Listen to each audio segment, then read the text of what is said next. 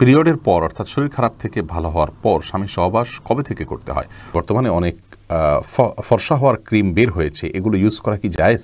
ক্ষমা চাওয়ার সময় আপনার পায়ে পড়ি বলা যাবে কিনা? কেউ যদি না জেনে বড় শিরকে লিপ্ত হয় তাহলে কি তার পূর্বের সকল আমল নামাজ রোজা বাদ হয়ে যাবে? এক্ষেত্রে তার করণীয় কি? শিরক থেকে বাঁচার কি কোনো দোয়া আছে? মেয়েদের পিরিয়ড অবস্থায় বিয়ে করা জায়েজ কি না?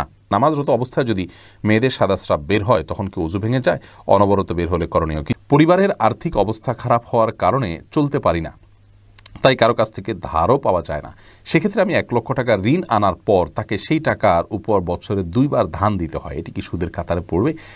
কিছুদিন আগে একজন সম্মানিত হুজুরের বক্তব্যে শুনলাম ইসলামের নারীর তালাক দেওয়ার অধিকার নেই, কারণ তাকে নাকি মহরের মাধ্যমে কিনে নেওয়া হয়। এ সম্পর্কে আপনার মন্তব্য জানতে চাই। আর বিলম্ব না করে শুরু করি আপনাদের যে সমস্ত প্রশ্ন ইতিমধ্যে আমাদের কাছে এসছে সেগুলোর উত্তর দিয়ে। ব্রাইট আইডি থেকে আপনি জানতে চেয়েছেন, পরিবারের আর্থিক অবস্থা খারাপ হওয়ার কারণে চলতে পারি না, তাই কারো কাছ থেকে ধারও পাওয়া যায় না, সেক্ষেত্রে আমি 1 লক্ষ টাকা ঋণ আনার পর তাকে সেই টাকার উপর বছরে 2 বার ধান দিতে হয়, এটি কি সুদের কাতারে পড়বে? জি ভাই প্রিন্স, অবশ্যই এটা সুদের কাতারে পড়বে। আপনি 1 লক্ষ টাকার বিনিময়ে এই যে ধান দিচ্ছেন, কুল্লু কারদিন জাররানা ফানফাহুয়া রিবান, যদিও এই বর্ণার সনদ নিয়ে নানা কথা আছে, কিন্তু এর মূল মর্মটা নিয়ে কথা নেই। অতএব আপনি লোন নিয়ে যদি বেনিফিট নেন সেটা সুদের অন্তর্ভুক্ত হবে। বিধায় আপনি চেষ্টা করবেন স্ট্রাগল করার, হালাল রুটি রুজির জন্য, বেঁচে থাকার জন্য একটি উপায় উপার্জন অবলম্বন করার জন্য। আলহামদুলিল্লাহ আজকের বাস্তবতায় মানুষকে আপনার মানে না খেয়ে মরে যাবে এরকম কিছু না করলে এরকম না বিষয়গুলো, যার কারণে একটু কষ্ট হবে, একটু স্ট্রাগল করতে হবে দাঁড়াতে, কিন্তু আপনাকে চ্যালেঞ্জ নিতে হবে, অক্লান্ত পরিশ্রম করতে হবে হালাল উপার্জনের জন্য। ইনশাআল্লাহ আল্লাহর বলে অবশ্যই বারাকা দিবেন, কিন্তু এটা সুদ হবে, আপনাকে এটা বর্জন করতে হবে। শাকরা রুম্পা জানতে চেয়েছেন, নামাজরত অবস্থায় যদি মেয়েদের সাদা স্রাব বের হয় তখন কি ওযু ভেঙে যায়? অনবরত বের হলে করণীয় কি? জি হ্যাঁ, সাদা স্রাব বের হলে ওযু ভেঙে যাবে, কিন্তু এটা যদি অনবরত পড়তেই থাকে, 5টা মিনিটও সময় গ্যাপ না থাকে, পুরো সালাতের ফুল সময়টা ধরে যেতে থাকে একটু একটু করে, তাহলে সেক্ষেত্রে আপনাকে প্রত্যেক ওয়াক্তের জন্য ওযু করে সালাত আদায় করতে হবে। এরপরে ওযু করার পর যদি বের হয় কোনো অসুবিধা নেই, কিন্তু ওই ওয়াক্ত পর্যন্ত ওই ওযু দিয়ে আপনি সালাত আদায় করতে পারবেন।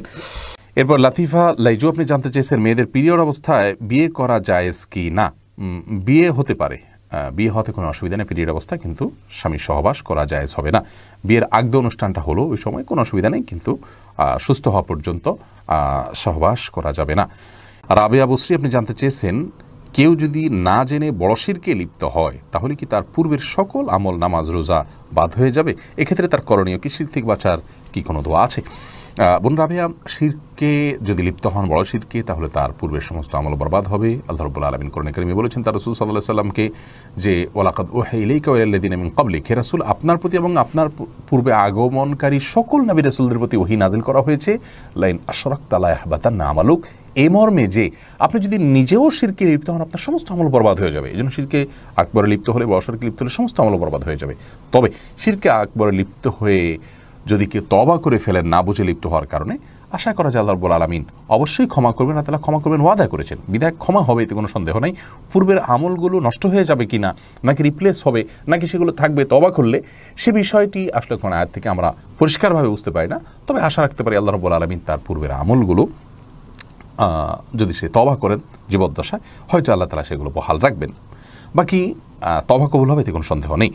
আর শিরক থেকে বাঁচার দোয়া হলো, আল্লাহুম্মা ইন্নী আউযু বিকা আন উশরিকা বিকা ওয়া আনা আ'লাম ওয়া আস্তাগফিরুকা লিমা লা আ'লাম। আল্লাহুম্মা ইন্নী আউযু বিকা আন উশরিকা বিকা ওয়া আনা আ'লাম ওয়া আস্তাগফিরুকা লিমা লা আ'লাম। হে আল্লাহ, আপনার কাছে আমি আশ্রয় চাই এই মর্মে যে আমার জ্ঞাতসারে বা অজ্ঞাতসারে কোনো শিরক হওয়া থেকে যেন আমি বেঁচে থাকতে পারি, আপনি আমাকে আশ্রয় দান করুন। আল্লাহর কাছে এই মর্মে আপনি দোয়া করবেন। এই দোয়াটি কোনো কোনো বর্ণায় আবু হুরায়রা রাদিয়াল্লাহু তাআলা আনহুকে নবী সাল্লাল্লাহু আলাইহি ওয়াসাল্লাম শিক্ষা দিয়েছেন, বর্ণিত হয়েছে। তবে হাদিসের মান আমার যাচাই করার সুযোগ হয়নি, কিন্তু দোয়ার অর্থের ভিতরে কোনো খারাপ কিছু নেই। অতএব সুন্নাহ মনে করা ছাড়াও আপনি এই দোয়া পড়তে পারেন, কোনো সমস্যা নেই। সিরাজা মনিরা বোন আপনি জানতে চেয়েছেন, ক্ষমা চাওয়ার সময় আপনার পায়ে পড়ি বলা যাবে কিনা? বলা যেতে পারে, এটা কথার কথা। আর পা ধরে যদি ক্ষমা চাওয়া হয় তাহলে এটাকে সিজদার সাথে সাদৃশ্যপূর্ণ বলা যায় না, বরং ক্ষমা চাওয়ার অ্যাপ্রোচটা, আমি যে তার কাছে দুঃখ প্রকাশ করছি, এটা কিভাবে প্রকাশ করব? এক এক অঞ্চলে মানুষের এটার ভাব প্রকাশের সংস্কৃতি সম্পূর্ণ ভিন্ন। কোরআন হাদিসের সাথে সরাসরি সাংঘর্ষিক না হলে, যেমন কথার কথা মাথা যদি তার পায়ে কপালে ঠুকে দিয়ে তারপরে বলে, তাহলে সেটি তো অবশ্যই গ্রহণযোগ্য নয়, সেটি তো সিজদার নামান্তর। কিন্তু যদি পায়ে পড়ি বলে মুখে, বললেই তো আর পড়ে না, পড়ে যায় না, অতএব এটাতে কোনো অসুবিধা নেই। আর দ্বিতীয় হলো পা ধরে ক্ষমা চাওয়ার বিধান কি? হ্যাঁ, পাটা ধরে ক্ষমা চাওয়ার মানে হলো দাঁড়ানো অবস্থাতে তার মাথা ঝুঁকেছে এমন না, জাস্ট বসা অবস্থায়ও হতে পারে, পা ধরেছে, তার মানে তার কাছে সে দুঃখ প্রকাশ করেছে, এটা প্রকাশ করবার জন্য। অতএব এটাকে আমি শিরকের অন্তর্ভুক্ত হবে বলে মনে করছি না। এরপরে বোন ফারজানা বিনতে আহমেদ আপনি জানতে চেয়েছেন, বর্তমানে অনেক ফর্সা হওয়ার ক্রিম বের হয়েছে, এগুলো ইউজ করা কি জায়েজ? এগুলো ইউজ করে অনেকের বিয়ের আগে, এটা তো ইউজ করেন অনেকে বিয়ের আগে, এটা তো এক ধরনের প্রতারণা। কারণ ফর্সা হওয়ার ওই চেহারাটা দেখতেই তো পরতপক্ষে পছন্দ করে এগুলো ইউজ করা ছেড়ে দিলেই তো তার আসল চেহারা বেরিয়ে আসে। এগুলো ইউজ করলে গুনাহ হবে কিনা? বোন ফারজানা, প্রথম কথা হলো ফর্সা হওয়ার ক্রিম বলতে কিছু ক্রিম তো বাজারে আসে, আসলে এগুলো ফর্সা হওয়ার না, এরা ধোঁকা পুরাটাই।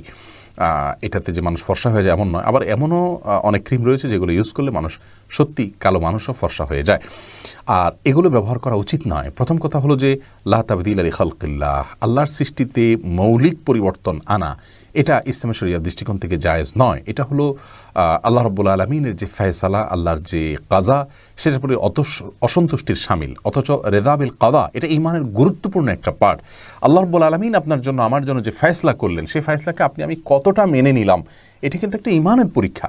অতএব আমি যদি আল্লাহর ফয়সালাতে অসন্তুষ্টি প্রকাশ করি, তাহলে সেটি কিন্তু আমাদের ঈমান বিরোধী একটি কাজ। ঈমানের যে 6টি রোকন রয়েছে, তার মধ্যে থেকে একটি গুরুত্বপূর্ণ রোকন হলো এইটি। অতএব এই বিষয়ে আমাদের খেয়াল রাখা উচিত। দ্বিতীয় কথা হলো যে বিয়ের আগে যদি কেউ এই জাতীয় ক্রিম ব্যবহার করে নিজের শরীরের রং পরিবর্তন করেন, ফর্সা হয়ে যান, এবং তা দেখে ছেলেপক্ষ তাকে পছন্দ করেন, অথচ শরীরের অন্যান্য অংশ তার কালো, এবং চেহারাতেও এই ক্রিম ব্যবহার না করলে যদি আবার কালো হয়ে যান, তাহলে সেক্ষেত্রে এটি সুস্পষ্ট প্রতারণা।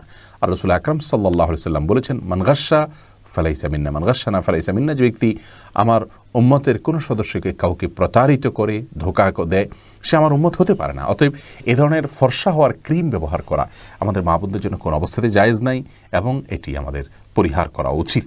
রায়হানা আক্তার আপনি জানতে চেয়েছেন, পিরিয়ডের পর অর্থাৎ শরীর খারাপ থেকে ভালো হওয়ার পর স্বামী সহবাস কবে থেকে করতে হয়? অর্থাৎ ফরজ গোসলের পর নামাজ শুরু করার পরে কি এটা করতে হবে? না, নামাজ শুরু করার পর করতে হবে এমন কোনো কথা নেই। গোসল হয়ে গেছে, ফরজ গোসল হয়ে গেছে, তাহলে আপনি পবিত্র হয়ে গেছেন, এখন স্বামী সহবাস আপনি করতে পারবেন। রিজওয়ানা পারভিন আপনি জানতে চেয়েছেন, কিছুদিন আগে একজন সম্মানিত হুজুরের বক্তব্যে শুনলাম ইসলামের নারীর তালাক দেওয়ার অধিকার নেই, কারণ তাকে নাকি মহরের মাধ্যমে কিনে নেওয়া হয়। এ সম্পর্কে আপনার মন্তব্য জানতে চাই। বোন রেজওয়ানা পারভিন, আপনি যেই বক্তব্যের কথা বলছেন, সম্ভবত আমি সেই বক্তব্য শুনেছি, এবং এ বক্তব্যে তিনি যেভাবে উপস্থাপন করেছেন বিষয়টিকে, ইসলাম মোটেও সেভাবে এই বিষয়টিকে দেখে না। প্রথম কথা হলো যে নারীদের তালাক দেওয়ার অধিকার নেই, এ বিষয়টি ঠিক, কিন্তু নারীদের তালাক দেওয়ার অধিকার নেই এর মানে এই নয় যে কোনো পুরুষ যদি জুলুম করে কোনো নারীর প্রতি, তাহলে সেক্ষেত্রে আজীবন তাকে সে জুলুম সয়ে যেতে হবে, এমনটি কিন্তু নয়। শুধুমাত্র শৃঙ্খলার স্বার্থে উভয়ের হাতে যদি একই অস্ত্র তুলে দেওয়া হয়, তাহলে সেক্ষেত্রে পরিবারগুলো ভেঙে খান খান হয়ে যাবে, সেই সাথে আরও বহুবিধ সমস্যা হবে, যে সমস্যাগুলোর কথা হয়তো আমরা জানিও না। এই জন্য রাসূল করিম সাল্লাল্লাহু আলাইহি ওয়াসাল্লামের একটি হাদিস রয়েছে এ প্রসঙ্গে, যে আত-তালাকু বির-রিজালি ওয়াল ইদ্দাতু বিন-নিসা, তালাক মূলত স্বামীগণ তাদের স্ত্রীগণকে প্রদান করবেন। স্ত্রীগণ যদি স্বামীর কাছ থেকে তালাক চান যৌক্তিক কারণে, তাহলে সেটিকে খোলা বলা হয়, অর্থাৎ বিবাহ বিচ্ছেদের আবেদন বলা হয়। স্বামী সেই আবেদনকে বিবেচনা রাখতে হবে। আর যদি স্বামী বিবেচনা না করেন, তাহলে সেক্ষেত্রে অনেকগুলো অপশন রয়েছে। কোন অবস্থাতেই একজন নারীকে একজন পুরুষের অধীনে সারা জীবন জুলুম সহ্য করবার জন্য ইসলাম বলে না। যদি স্বামী তার যৌক্তিক আর্গুমেন্ট রক্ষা না করেন, বিচ্ছেদের উদ্যোগ না নেন, তাহলে সেক্ষেত্রে আদালতের দ্বারস্থ তিনি হতে পারেন। আদালত যদি বিচ্ছেদ করে দেয় পুরো বিষয়কে বিবেচনা করে, তাহলে সেক্ষেত্রে সেটাও ইসলামের শরীয়তের দৃষ্টিকোণ থেকে বিচ্ছেদ হিসেবে বিবেচ্য হবে। তৃতীয়ত, তালাকে তফবিজ বা অর্পিত তালাকের যে পাওয়ার, এটা একজন স্ত্রী সংরক্ষণ করতে পারেন। সেই তালাকের পাওয়ারের মাধ্যমে তিনি নিজে তালাক এর তফবিজের মাধ্যমে নিজের প্রতি নিজে তালাক গ্রহণ করতে পারেন। তাহলে এটা এক প্রকার তালাক দেয়াই হলো, এই তালাক গ্রহণটা এক প্রকার তালাক দেয়াই হলো। এই দৃষ্টিকোণ থেকে আমরা বলতে পারি নারীদেরও তালাক দেওয়ার অধিকার আছে, যদিও এটা আক্ষরিক অর্থে দেয়া না, তালাক গ্রহণ করার অধিকার বলতে হয়। যাই হোক, এটা শাব্দিক পার্থক্য, কিন্তু মূলত বিচ্ছেদের জন্য স্ত্রীও উদ্যোগ নিতে পারেন যদি অর্পিত তালাকের পাওয়ার তিনি তার স্বামীর কাছ থেকে নিয়ে নেন। আমাদের দেশের প্রচলিত মুসলিম পারিবারিক আইন এবং বিবাহের যে কাবিননামা আছে সেখানে 18 নম্বর কলামে অর্পিত তালাকের যে বিধান রয়েছে, সাধারণত বিবাহের পর নিবন্ধনের সময় স্বামী স্ত্রী উভয় স্বাক্ষর করে থাকেন। তার মানে স্বামীর পক্ষ থেকে স্ত্রীকে পাওয়ার দেয়া হয়। অতএব বিশেষ যে শর্তগুলো আছে সেই শর্তগুলোর কোনোটি পাওয়া গেলে অবশ্যই তার স্ত্রীর জন্য নিজের প্রতি নিজে তালাক গ্রহণ করার সুযোগ রয়েছে, অর্থাৎ স্ত্রীদের তালাকের কোনো অধিকার নেই। বিষয়টা এভাবে নয় এবং তাদেরকে কিনে নেওয়া হয়েছে অতএব তাদের আর কিছু করার নাই, আমি কোনো কিছু কিনে ফেললে সেখানে আমার যা খুশি তা করবো, বিষয়টি এরকম। কিন্তু কোনো স্বামী কি তার স্ত্রীর পরে যা খুশি তা করতে পারেন? সে সুযোগ কি আছে? অতএব এটাকে কিনে নেওয়া বলা এটা উচিত নয়। ইসলাম কোথাও এই শব্দ ব্যবহার করেনি, যেখানে ইসলাম এরকম কোনো শব্দ ব্যবহার করে না, অতএব এটাকে কিনে নেওয়া বলা এটা কোনো অবস্থাতেই গ্রহণযোগ্য নয়।